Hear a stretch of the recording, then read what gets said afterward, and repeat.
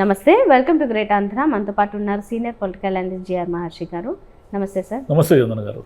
Sir, Janasena నాయకులు అంటే నాదెండ్ల మనోహర్ గారు, పవన్ కళ్యాణ్ని మినహాయిస్తే 19 మంది ఆల్మోస్ట్. సరే, అందులో ఒకరిద్దరు ఏమన్నా అయితే అవ్వచ్చు, కానీ గైర్ హాజరు వీళ్ళందరూ నాదెండ్ల మనోహర్ గారితో మీటింగ్ అయ్యారు.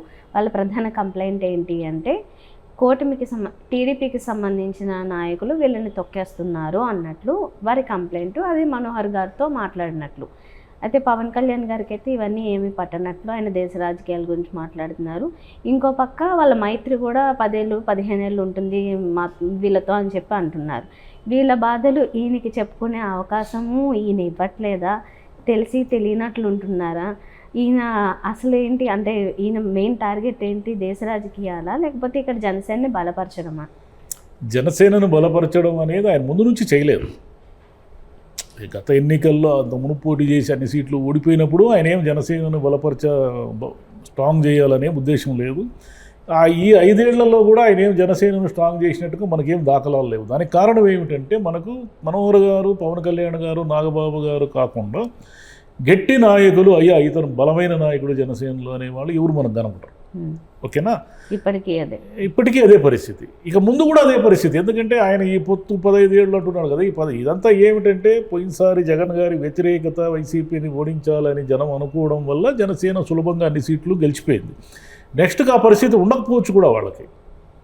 నెక్స్ట్ పరిస్థితులు ఎలా మారుతాయో తెలియదు. ఇప్పుడు జనసేన వాళ్ళ సమస్య ఏమిటంటే అయ్యా మేము పేరుకే ఎమ్మెల్యేలు, కానీ ఇప్పుడు వాళ్ళు ఏమిటి, ఇప్పుడు ఎవరైనా కొన్ని కోట్లు ఖర్చు పెట్టి గెలిచే వాళ్ళు ఏమి ఆలోచిస్తారు? మాకు గవర్నమెంట్లో ఏదో పవర్ ఉండాలి, అధికారం ఉండాలి, మా పనులు జరగాలి, ఏదో డబ్బులు వచ్చే వ్యాపారాలు ఇంకో చోట మాకు ప్రభుత్వ ఇన్ఫ్లుయెన్స్ ఉండాలి, అదే కదా ఆలోచిస్తారు. లేదు మేము పొద్దున్న లేస్తానే చంద్రబాబు గారు చెప్పినట్టు చీపురులు పట్టుకొని వీధులు ఊడుస్తాము, లేదా మేము అవి సంస్కరణలు చేస్తాము, ఈ ప్రజలకు ఇవి చేస్తాము అనేది ఏం కాదు కదా. బేసిక్గా అది వాళ్ళ వ్యాపారాలు. నెక్స్ట్ ఎలక్షన్కి డబ్బు సంపాదించుకోవడం అనేది ఏ పార్టీ వాళ్ళకైనా, అదే జనసేన అని ఇంకోటైనా మనమే ప్రత్యేకంగా అనక్కర్లేదు. మామూలుగా ఇప్పుడు రాజకీయాల్లో నడుస్తున్న ట్రెండ్ అది. ఇప్పుడు వీళ్ళ పరిస్థితి ఏమిటంటే తెలుగుదేశం వాళ్ళకి లోపల అసహనం. ఎందుకు అసహనం? ఉదాహరణకి తిరుపతి తీసుకుందాం. తిరుపతిలో ఆయన శ్రీనివాసులు గారికి జనసేన టికెట్ ఇవ్వకపోయి ఉంటే ఖచ్చితంగా సుగుణమ్మ గారు ఎమ్మెల్యేగా గెలిచేవాడు అప్పుడున్న పరిస్థితులు బట్టి. అంటే సహజంగానే వాళ్ళకి మా సీటు కదా ఇది, మేము కదా ఇంతకాలం తెలుగుదేశం తరఫున పోరాడాము వైసీపీకి వ్యతిరేకంగా, ఈయనేదో ఉన్నట్టుండి వచ్చి ఈయన ఎమ్మెల్యే అయిపోయాడనే బాధ లోపల ఉంటుంది, బయటికి ప్రకటించకపోవచ్చు. సహజంగానే అక్కడ జరిగే పనులు, అక్కడ జరిగే వ్యవహారాలు, వీటన్నిటిలో కూడా టీడీపీ వాళ్ళు ఇది మా సీటు, మా వాటా ఎంత, మేము కదా ఇక్కడ ఉండాల్సిందే అని వాళ్ళ అధికారుల మీద పెత్తనం చేయడం అని సహజం. నాట్ ఓన్లీ తిరుపతి, ఎక్కడ జనసేన ఎమ్మెల్యేలు ఉన్న మనోహర్ గారిని, పవన్ కళ్యాణ్ గారిని ఇట్లా 2-3 సీట్లు మినహాయిస్తే మిగతా చోట్లంతా కూడా ఏం జరుగుతుందంటే తెలుగుదేశం వాళ్ళు పెత్తనం చలాయిస్తారు. వాళ్ళు మా ప్రభుత్వం అధికారంలో ఉంది, ఏదో మీరు పొరపాటున కూటమిలో ఉండడం వల్ల మా వల్ల మీరు గెలిచారే తప్ప మీ వల్ల మేము గెలవలేదు అనే మూడ్లో ఉన్నారు. తెలుగుదేశము జనసేన వల్ల గెలవలేదు, తెలుగుదేశం వల్ల జనసేన గెలిచింది అనేది మ్యాక్సిమం కొంచెం కరెక్ట్ అయిన వాదమే. జనసేన అలా ఎందుకు జనసేనను అట్లా తక్కువ చేసి చూస్తున్నారంటే జనసేన ఇప్పటికీ బలంగా లేకపోవడము, పవన్ కళ్యాణ్ గారు ఆ పార్టీ గురించి గట్టిగా పట్టించుకోకపోవడం. పవన్ కళ్యాణ్ గారితో చెప్పారనుకోండి ఈ ఎమ్మెల్యేలంతా పోయి, బాబు స్వామి మా పరిస్థితి బాగాలేదు, మమ్మల్ని తెలుగుదేశం వాళ్ళు ఏమి పట్టించుకోవడం లేదు, మా పనులు ఏమీ జరగడం లేదు అని చెప్తే పవన్ కళ్యాణ్ గారు ఏం చేస్తారు? చంద్రబాబు నాయుడు గారికి కంప్లైంట్ చేస్తారా? చూడండి సార్ మా పరిస్థితి బాగాలేదు, ఇట్లా చేస్తున్నారు మీ వాళ్ళంతా అని చెప్పలేరు కదా. ఎట్లా చెప్తారు? చెబితే ఈయన పొత్తుల్లో ఉన్నాడు కదా, అంటే చంద్రబాబు నాయుడు గారికి వ్యతిరేకంగా మారలేడు కదా, మేము గట్టిగా నిలదీయలేడు కదా. ఏమండి మేము కూడా కూటమిలో ఉన్నాం కదా, మరి మా వాళ్ళకి అవమానం జరుగుతుంటే మేము ఎందుకు సహించాలి అని అనలేడు కదా ఆయన. అసలు పవన్ కళ్యాణ్ గారికి చెప్పేవాళ్ళు ఎవరు? చెప్తే మనోహర్ గారే చెప్పాలి. ఇప్పుడేమో ఆయన ఏమిటంటే ఇవన్నీ ఇంట్లో ఈగల మోత బయట పల్లకీల మోత అన్నట్టు ఆయన పోయి హిందీ నేర్చుకోండి, మీకు పునర్విభజన వల్ల నష్టం జరగదని తమిళ పత్రికలకు ఇంటర్వ్యూలు ఇవ్వడం ఇవన్నీ చేస్తున్నాడు. పునర్విభజన వల్ల నష్టం జరుగుతుందనేది కదా సమస్య. దాన్ని ఎందుకు గతంలో 50 ఏళ్ళు వాయిదా వేశారు? ఎప్పటి నుంచి వాయిదా వేశారు దాన్ని? 71లో ఒకసారి వాయిదా వేశారు, 2004లోనేమో ఒకసారి వాయిదా వేశారు, 2001లో ఒకసారి వాయిదా వేశారు. అంటే దాని అర్థం ఏమిటి? ఈ 50 ఏళ్ళు దాన్ని ఎందుకు వాయిదా వేశారంటే ఈ జనాభా ప్రాతిపదికపైన విభజన జరిగితే చాలా డేంజరు, సౌత్లో విపరీతంగా సీట్లు తగ్గిపోతాయి అనేది ప్రాబ్లం. ఇది కదా ఈ అసలు సమస్య. ఆయన కానీ లేదు పునర్విభజనలో ఏమి అన్యాయం జరగదని ఊరికే అంటూ ఉంటాడు ఆయన. హిందీ నేర్చుకోండి. ఎవరికి వస్తుంది హిందీ? ఇప్పుడు చంద్రబాబు నాయుడు గారికి హిందీ వస్తుందా? లోకేష్ గారికి హిందీ వస్తుందా? మరి చంద్రబాబు నాయుడు గారు 50 ఏళ్ళుగా రాజకీయాలు చేస్తున్నారు కదా, హిందీ ఎక్కడ మాట్లాడినాడు? ఎప్పుడైనా చూపించండి మాకు, ఒక దాఖలా చూపించండి. లోకేష్ గారు ఎప్పుడైనా హిందీలో మాట్లాడంగా, ఢిల్లీకి పోయినప్పుడు హిందీలో మాట్లాడంగా ఒకసారి చూపించండి మాకు. మరి మీకెందుకు ఈ హిందీ సమస్య? బీజేపీ ఎజెండా వాళ్ళు అమలు చేసుకుంటారు. మీకెందుకు పోయి మీరు తమిళనాడులో వాళ్ళు హిందీ నేర్చుకోమని, మేము భాషను బలవంతంగా రుద్దడం లేదని, త్రిభాషా ఉద్యమం అని, ఇవన్నీ మీకెందుకు అని? మీకే రాదు హిందీ, మీకు వస్తుందా హిందీ? మాట్లాడండి మనం చూద్దాం. కానీ పవన్ కళ్యాణ్ గారు చేయాల్సింది ఏమిటంటే, అసలు తన పార్టీని గెలిచిపోయింది, నేను కూటమిలో ఉన్నాను, నేను ఉప ముఖ్యమంత్రి అనకుండా, మీరు ఉప ముఖ్యమంత్రి, మీరు చంద్రబాబు నాయుడు గారి దగ్గర యాక్సెస్ ఉంటుంది, మీకు ఏమన్నా పనులు కావాలంటే జరుగుతాయి. వీళ్ళకి ఎవరు చేస్తారు పనులు? వీళ్ళు ఎవరు పట్టించుకోరు. ఏడ చూసినా కూడా తెలుగుదేశం వాళ్ళ పెత్తనమే నడుస్తూ ఉంది. అదే కదా వాళ్ళ కంప్లైంట్, ప్రధానమైన కంప్లైంట్ జనసేన వాళ్ళది. మమ్మల్ని ఎవరు పట్టించుకుంటున్నారు? మాకు ఏం పదవులు ఇస్తున్నారు? మీరు ఏమో 1/3 పదవులు ఇప్పిస్తాం అన్నారు. 1/3 కాదు కదా, 1/5 కూడా ఇచ్చేవాళ్ళు లేరు మనకు. మాకు కమిటీల్లో ఏ చైర్మన్ల పోస్టుల్లో మాకు ప్రియారిటీ ఉంది, దేంట్లో కంటే బాగా బలంగా ఉన్నటువంటిది ఏ పోస్ట్ మాకు ఇచ్చారు అనేది వాళ్ళ వాదన. సరే, సహజమే వాళ్ళు, ఎందుకంటే వాళ్ళు ఎదగాలని ట్రై చేస్తున్నారు. ఎంతసేపు తెలుగుదేశం నీడలో ఉండాలని పవన్ కళ్యాణ్ గారు అనుకోవచ్చు, కానీ జనసేన ఎమ్మెల్యేలు ఎందుకు అనుకుంటారు? తెలుగుదేశం నీడలో ఉండి మనం మెల్లిగా ఒక్కొక్క స్టెప్ వేద్దామని. మేము కూడా ఎదగాలి, మా పార్టీ కూడా అధికారంలోకి రావాలి, పవన్ కళ్యాణ్ గారు ముఖ్యమంత్రి అయితే ఇంకా మా పార్టీ ఇంకా బలంగా ఉంటుందనే కదా వాళ్ళు ఆశిస్తారు. ఎవరైనా అదే కదా ఆశిస్తారు. చంద్రబాబు నాయుడు గారే ముఖ్యమంత్రిగా ఉండాలి, మా పవన్ ఉప ముఖ్యమంత్రిగానే ఉంటాడు, మేము వాళ్ళ నీడ కింద ఏదో వాళ్ళు ఇచ్చే సీట్లలో మేము అలా ఏదో కాలం గడుపుతూ ఉంటామని ఎందుకు అనుకుంటారు ఎవరైనా? సార్, ఇది ఒక విధంగా చాలా కీలకమైన మీటింగ్.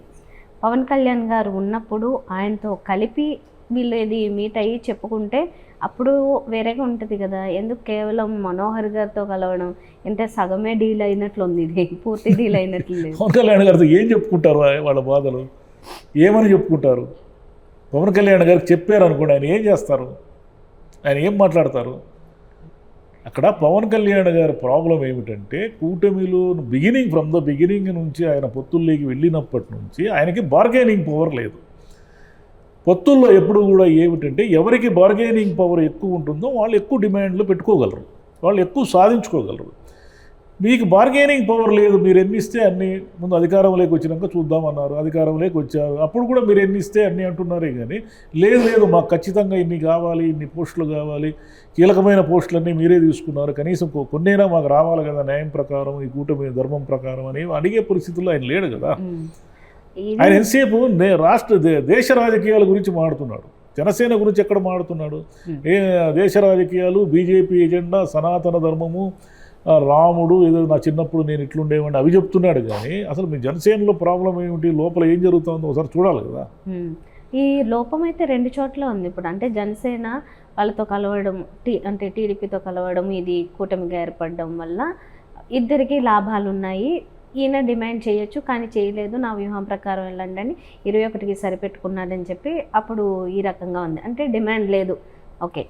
ఇప్పుడు గెలిచిన తర్వాత ఇప్పటి వరకు లేని ఒక సుప్రీం పవర్ టైప్లోనే ఉన్నారు కూటమి ప్రభుత్వం ఈ నేషనల్లో కూడా. కానీ అక్కడ కూడా డిమాండ్లు లేవు. అంటే వీళ్ళు మొత్తం కలిపి కూడా అక్కడ డిమాండ్ చేయలేకపోయారు, ఇక్కడ వీళ్ళు డిమాండ్ చేయలేరు, ఇది అంతా కలిపి అక్కడ డిమాండ్ చేయలేరు. కూటమి ప్రభుత్వమే బార్గెనింగ్ పవర్ కోల్పోయింది. మీరు కావాలంటే చూడండి, నెక్స్ట్ మంత్ మోడీ గారి పర్యటన ఉంది. ఆయన ఏ వరాలు ఇవ్వడు మనకు, మళ్ళీ కావాలంటే నీళ్లు మట్టి తెచ్చిపోతాడు. అమరావతికి తాను ఇచ్చిన అప్పులు ఇవన్నీ గురించి మాట్లాడతాడు తప్ప, ఇప్పటి వరకు ఆంధ్రప్రదేశ్ ప్రభుత్వానికి మేము అవి చేశాము ఇవి చేశామని మాట్లాడతాడు తప్ప, ఇక మీదట ఆంధ్రప్రదేశ్ ప్రభుత్వానికి మేము అవి చేస్తాము ఇవి చేస్తామని అయితే ఆయన మాట్లాడరు, ఎలాంటి హామీలు ఇవ్వరు.